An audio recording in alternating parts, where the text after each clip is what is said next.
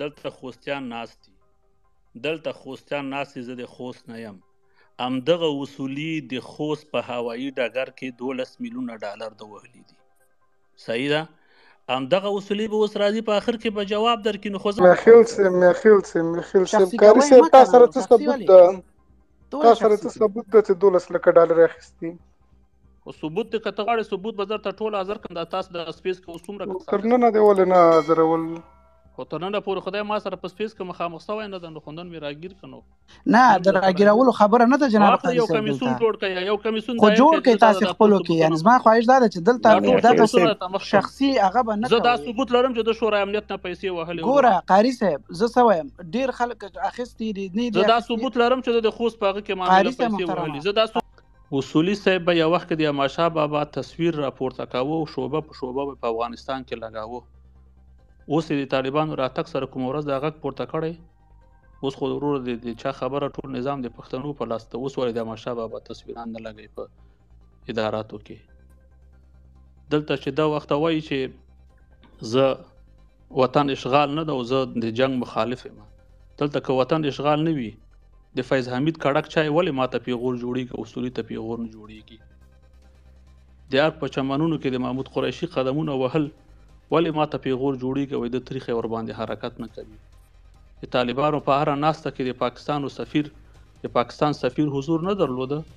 د افغانستان په معدنونو باندې د پاکستان سفیر چکرې نه وهلې، ګرد نه راګرځېده. د طالبانو په راتګ باندې پنجابي جنرالانو په خپلو کې مټایانې نه تقسیماوه. زمونږ تاسې ولسمشر غني او د نور ټولو پخواني سیاسونو ته پنجابي جنرالانو پیغورونه نه راکوه. محمود قریشي موږ ته پیغور رانه که.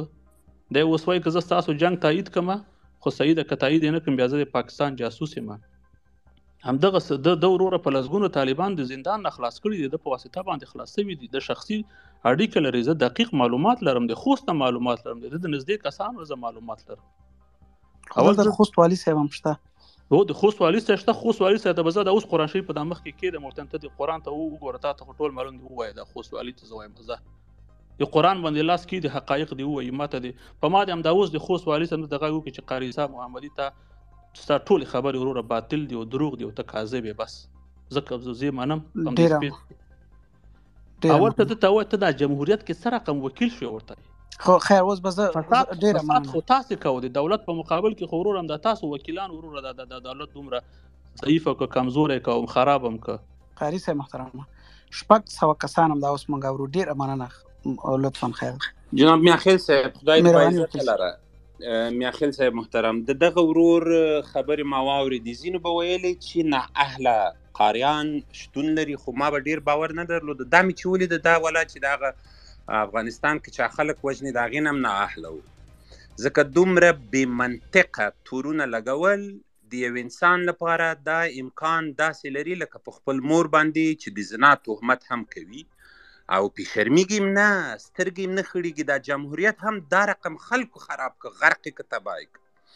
په جمهوریت کې یوه ډله خلک راټول شوي وو، سپین سترګي لوچکان، د مردار تاریخ درلودونکي، دغسې غوږ ونیسه ورغومیه. ګورئ ښه یو تورې دا ولګاوه چې د خوست هوایي ډګر کې 12 میلیونه ډالره اصولي اخیستې. تر اوسه دومره بېسواده دی ده چې د خوست د ټول هوایي ډګر بودیجه 12 میلیونه ډالره وه. ګوره دا یوه خبره.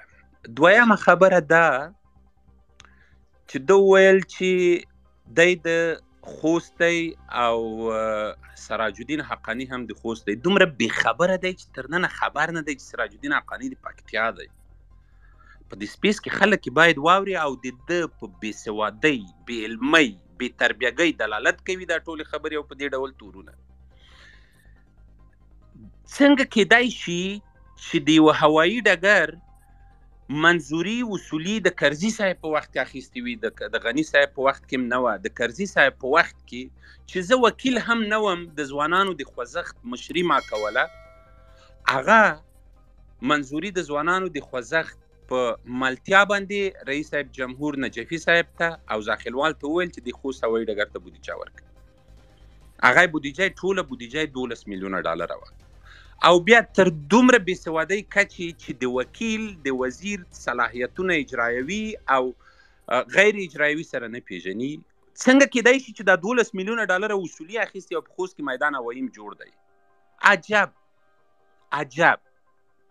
دغلته معلومیږي چې ځینې فتنهګر، ځینې معاملهګر، ځینې هغه اشخاص چې رښتیا هم وطن ته ژمن نه دي، کله چې د ښاروالۍ پروژې کرزي غني صاحب ورنه کړې، په غني پسې په دا اوس فیسبوکو کې ویډیو ده چټیات ویل، کله به چې بیا صرف چای ته شورای امنیت ته دعوت که، بیا به بابولال ورته ویل دومره سړیتوب په یو چا کې نه وي او دومره دی په لیاس د خدای دومره دی دریځ ونه لري، نو ته خدای افغانستان په دې ډول خلکو جوړوي، په دې ډول خلکو طالبانو سره تاسو جنګ کوئ، په دې ډول خلکو طالبانو ته تاسو په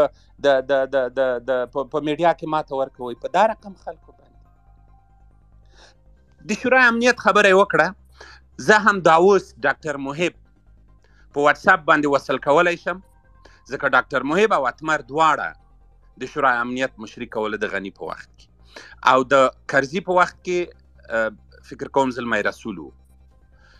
دا درې واړه زه په ثبوت په خبرو راولم دلته، خو که دا مې راوستل قاري صاحب بیا خو به مخ توروي او ځان ته به مساله وایي. دا درې واړه یو راوله، یو محب راوله، ځه که مې راوسته دا درې واړه درته معافي. یو قاري صاحب لطفا تاسو مایک مخ خلاصوئ. قاري صاحب اصولي صاحب ځکه ټلیفون ته زنګ وم قطع کېږم خو به نه که نه تاسو قطع کېږي، تاسو خپلو خبرې وکړئ لطفا. ښه، که دا مې درته په اثبات ونه رسوله زه به مختوری وم په افغانستان کې. او قاري صاحب ګوره غوږ نیسه قاري، ستاسو زما د خبرو کول ځان ته قاري صاحب زه اصولي صاحب ما ته وایي که په اثبات ورسوه زه به مخ تورم. ګوره یو دقیقه مخیر صاحب، که په اثبات ورسوه د دغه 600 کسانو په مخ کې مخ تورم، که ما د فساد په اثبات ورسوه په ده به مخ تورم.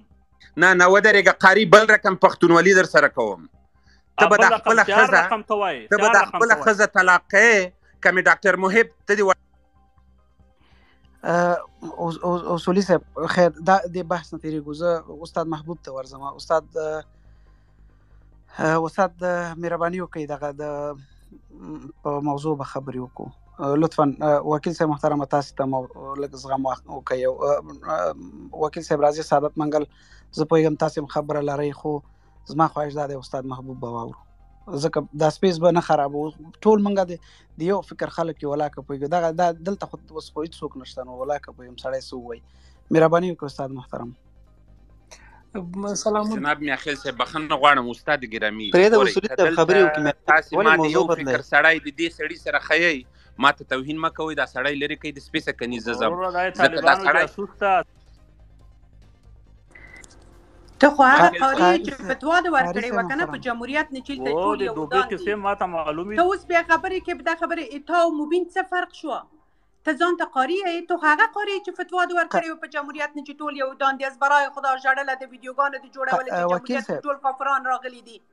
بې هدفه په دا خبره چې تا وکړه، ته نه خور لرې نه مور لرې، بې غیرته، ته پښتون نه یې، په دا ژبه چې غږېږې د ژبه ته توهین ده.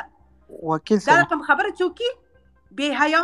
وکیل صاحب مبین تا نه ډېر شرف لري، یغه دریز معلوم دی، تا خو دریز معلوم نه ده، تا خو ټاپې په جمهوریت نه مو وهلې، اوس بېرغلی خلکو ته فتوا ورکوي. داسې به وکړم دا سپیس به بند کړو. بې غیرته بې ننګه په دا خبره ښځه د جرمني کې دغه کارونه کوي، بې غیرته په دا پښتو ژبه په دا پښتو چې ته خبرې کوې، ته هندو یې.